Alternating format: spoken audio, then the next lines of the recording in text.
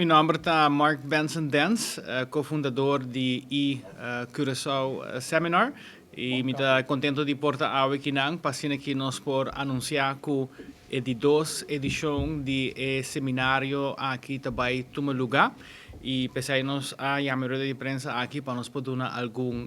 detalhe de para o que trata a conferência Curaçao.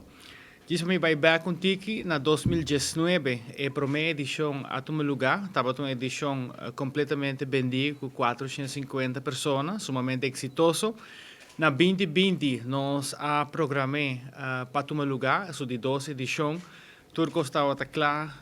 pessoas não começaram a bem já fora papia, estava claro e Covid ahead e é 12 semanas para o meu evento, e me estará o posponer. E nós pensa portar para 3 lunas, 6 lunas,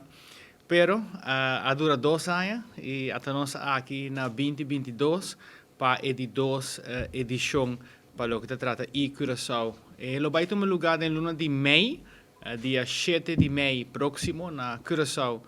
Marriott Resort, em Ballroom, na onde nós também tem 4 oradores internacionais para papiriba tópico na maneira social media, digital marketing, business to business sales, nós vamos abrir storytelling e também lo vai papel riba diferente outro tópico nang que tinha a ver com, por exemplo, estatística nang de social media aqui na Curaçao. Aqui rato, meu colega Didrik lo vai elaborar tiki mais riba quem nang lo vai bini para a conferência aqui, na onde que é conceito ou objetivo tá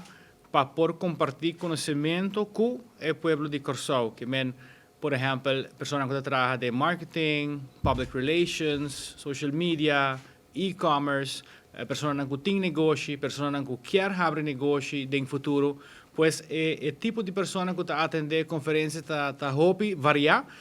pero tu naturalmente que tem o mesmo objetivo de quer progressar, quer mais venda, quer mais promoção para seu produto, pero não somente produto, pero também por exemplo, stichting nang, fundação nang, tudo que tem mestre vamos pôr assim que chega a mais pessoas por meio de canal digital, e conferência aqui lo vai ajudar